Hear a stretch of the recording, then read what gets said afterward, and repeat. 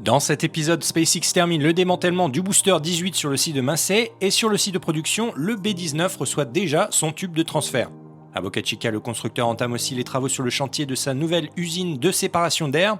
Et en Floride, on verra que SpaceX a officiellement reçu le feu vert des autorités pour construire un nouveau pas de tir au Kennedy Space Center.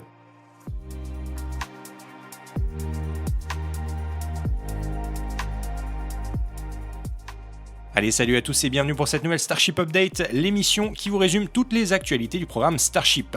Alors vous l'aurez compris, on commence aujourd'hui cet épisode avec un point rapide sur les différents chantiers des futures bases de lancement floridiennes du Starship. Depuis le 30 octobre dernier, le chantier du Gigabay floridien progresse rapidement. Comme à Boca Chica, SpaceX assemble sur la base arrière de Roberts Road un immense bâtiment d'assemblage vertical. Il sera utilisé pour empiler les sections du Starship produites en Floride pour alimenter le pas de tir 39A et le Launch Complex 37 dont on reparlera un petit peu plus tard. Depuis plusieurs semaines, la photographe Julia Bergeron nous permet de suivre ce chantier au sol comme depuis les airs avec ce dernier cliché daté du 5 décembre dernier.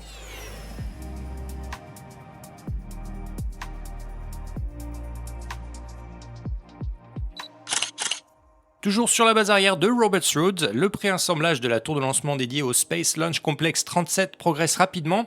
La structure des chopsticks est quasiment complétée et SpaceX vient de terminer la construction du 9e et dernier segment de Mechazilla.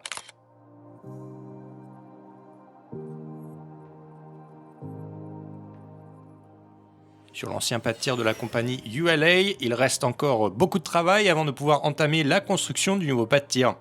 Point positif, l'enquête d'impact environnemental du futur pas de tir du Space Launch Complex 37 vient d'être bouclée et publiée le 28 novembre dernier.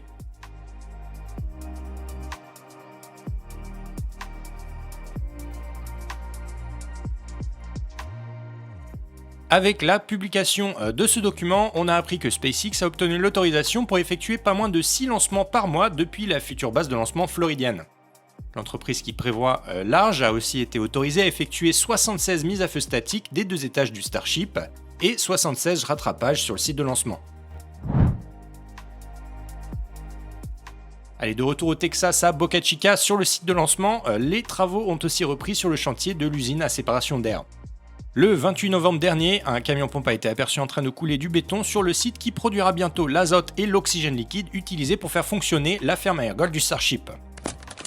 Vendredi 28 novembre dernier, Toby a aussi partagé pour nous sur X de nouvelles images du site de Massey, filmées ici depuis le Rio Grande. On y voit le banc d'essai du Ship Block 3 fraîchement rénové, et en arrière-plan, les restes du booster 18, toujours en cours de démantèlement.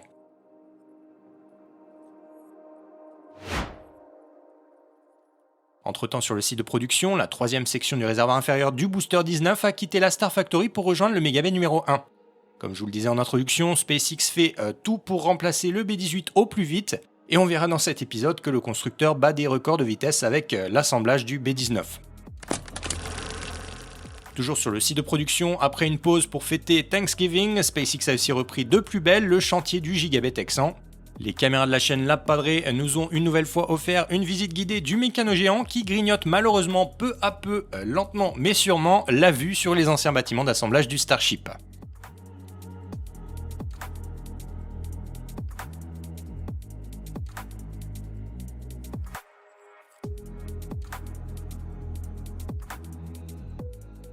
Dimanche 30 novembre, au petit matin, sachez qu'une nouvelle section du booster 19 a quitté la Star Factory pour rejoindre le Megabay numéro 1.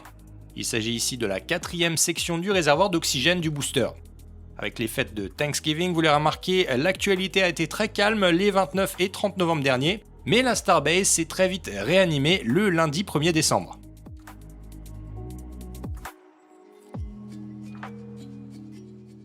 Sur le centre d'essai de Massey, le réservoir S39.1 a été déplacé pour rejoindre son banc d'essai et préparer le début de sa campagne de test. SpaceX utilisera bientôt de l'azote liquide pour mettre sous pression ce prototype dédié au développement et à la validation de l'architecture du second étage du Starship Block 3.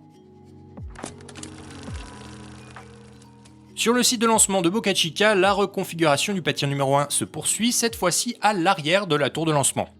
Lundi 1er décembre, les équipes de SpaceX ont commencé le démantèlement des systèmes liés au déluge d'eau du pas de tir devenu obsolète. Pour finir, sachez que sur le pâtir numéro 2, l'arrière de la coque de protection du bras de ravitaillement de méthane a été retiré par SpaceX.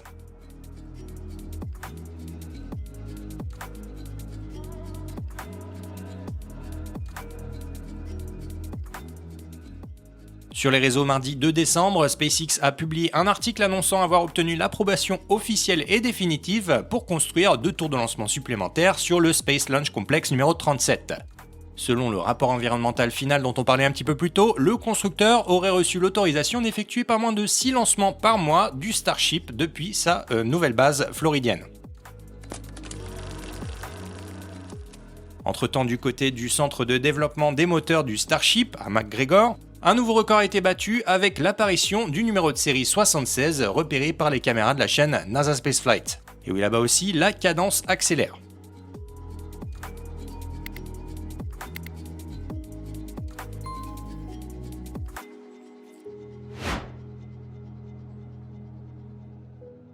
Sur le site de Massey au petit matin, pendant ce temps-là, une section supplémentaire du B-18 a été découpée par les équipes de SpaceX.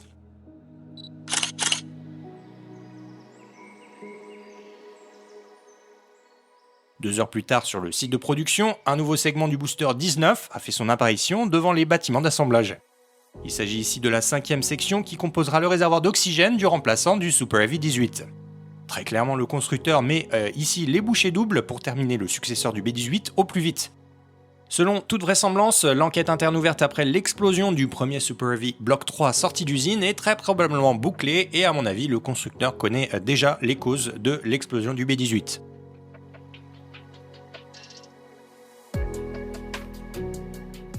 Sur le site de lancement, toujours le 2 décembre dernier, les travaux continuent sur la tour numéro 2. De nouvelles conduites ont été mises en place sur le bras de ravitaillement du second étage et les bras de la tour ont été sécurisés un petit peu plus bas pour préparer le retrait de leur vérin hydraulique.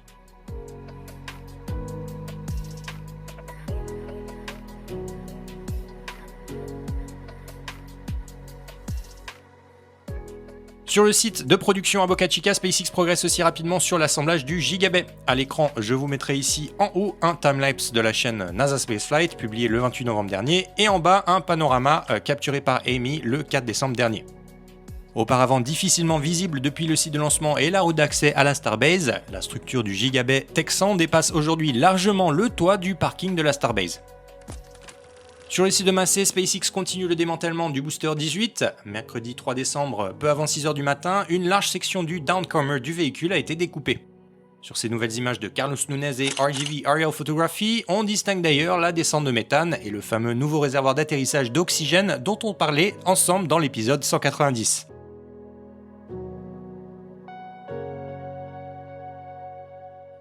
Quelques instants plus tard, les restes du downcomer du B-18 ont été aperçus et photographiés ici, chargés à l'arrière d'un semi-remorque et prêts à être évacués du centre de test. Enfin pour finir, sachez que dans la nuit du mercredi 3 au jeudi 4 décembre, le réservoir test S39.1 a effectué un premier test de pressurisation à l'azote sur le site de Massey, comme on le pressentait.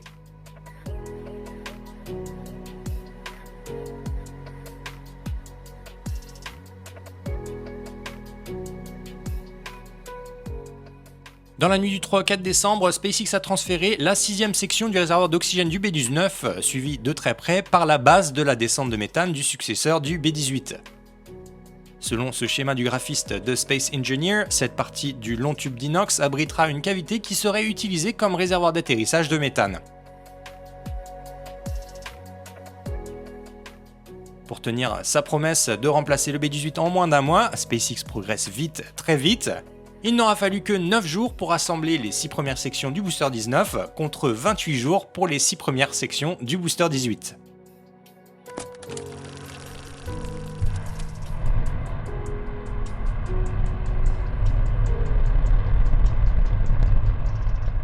Sur les réseaux, SpaceX a partagé des images spectaculaires d'un test de 388 secondes d'un Raptor 3 portant le numéro de série 75. D'après le constructeur et sa publication, ce test aurait eu lieu le 25 novembre dernier sur le site de McGregor. L'essai aurait permis de simuler les différentes configurations de vol du second étage du Starship Block 3, dont le premier exemplaire est encore parqué dans le Megabay numéro 2. Avant de recevoir ses 6 moteurs V3, le Ship 39, photographié ici par Amy et Carlos Nunez, devra rejoindre le site de Massey pour y entamer sa campagne de test en espérant qu'elle démarre bien mieux que celle du B18.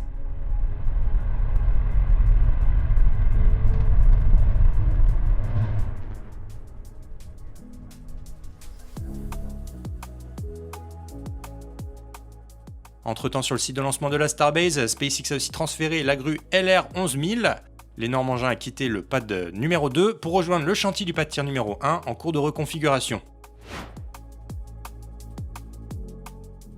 Toujours sur le site de lancement et plus précisément sur le chantier de la future usine à séparation d'air, les choses sérieuses commencent. Les ouvriers reçoivent plusieurs livraisons de matériel, comme ici l'arrivée de cet énorme compresseur filmé par les caméras de la chaîne La Padrée.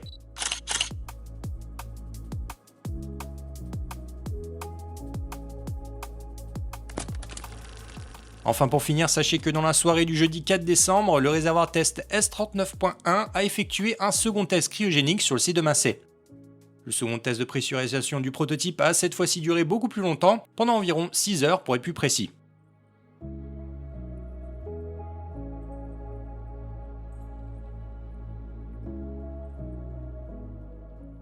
Le 5 décembre, sur le site de lancement, au pied de la tour numéro 2, SpaceX a effectué un nouveau test du déflecteur de flamme refroidi à l'eau.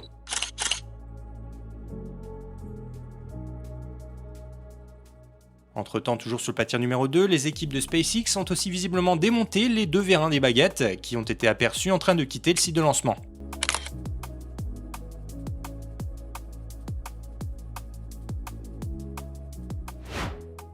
Pendant ce temps-là, la grue LTM 1400, récemment déployée par SpaceX, n'a pas chômé. Sur ces images de la chaîne La Padrée, on peut voir l'engin en pleine action pour y installer de nouvelles pièces assemblées sur le chantier d'usine à séparation d'air.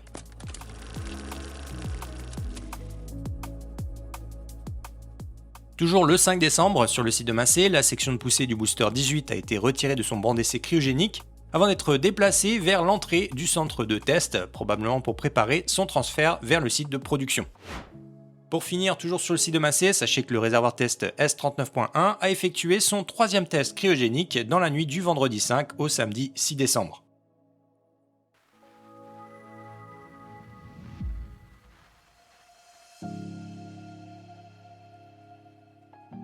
Samedi 6 décembre, comme on le pressentait, les dernières sections du B18 ont donc quitté le centre de test de Massey pour rejoindre le site de production. Comme souvent, le photographe Starship Gazer était sur place pour filmer ces superbes images du dôme avant du Super Heavy 18, suivi de très près par la section de poussée du véhicule. Comme souvent, j'essaierai de vous mettre à l'écran le lien de sa chaîne YouTube. Si ce n'est pas encore déjà fait, pensez à vous y abonner pour soutenir son travail.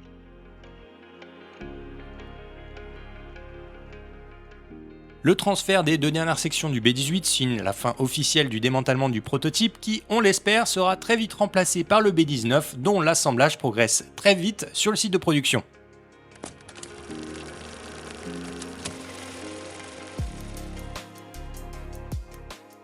En effet, quelques heures après l'évacuation des restes du B18 devant les bâtiments d'assemblage de la Starbase, le long tube de transfert du B19 a déjà été sorti de la Star Factory pour rejoindre le Megabay numéro 1.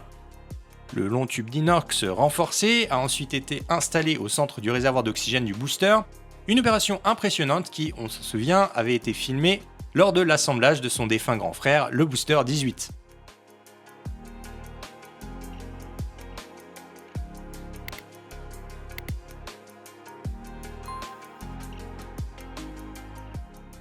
« 11 jours seulement après le début des opérations d'assemblage du B19, SpaceX a donc installé le downcomer de son nouveau booster V3 sous les yeux des équipes du Gigabay et du Ship 39, toujours parqués dans le Megabay numéro 2. Prochaine étape pour le Super Heavy 19, SpaceX sortira le réservoir d'atterrissage d'oxygène, suivi de la section de poussée du véhicule qui viendra compléter le réservoir inférieur du B19. Il ne restera ensuite que 3 sections à assembler pour former le réservoir de méthane du prototype, qui sera ensuite empilé à celui d'oxygène pour compléter le booster 19. A ce rythme, vous l'aurez compris, SpaceX semble bien parti pour tenir sa promesse et le remplaçant du B18 pourrait bien faire sa sortie d'usine avant la fin de l'année. Le constructeur pourra ensuite reprendre les tests de son nouveau booster V3, des tests qu'on suivra bien évidemment ensemble sur la chaîne. Alors si c'est pas déjà fait, pensez à vous abonner et à activer les notifications. Voilà, merci d'avoir suivi ce nouvel épisode jusqu'au bout. Prenez bien soin de vous. Ciao!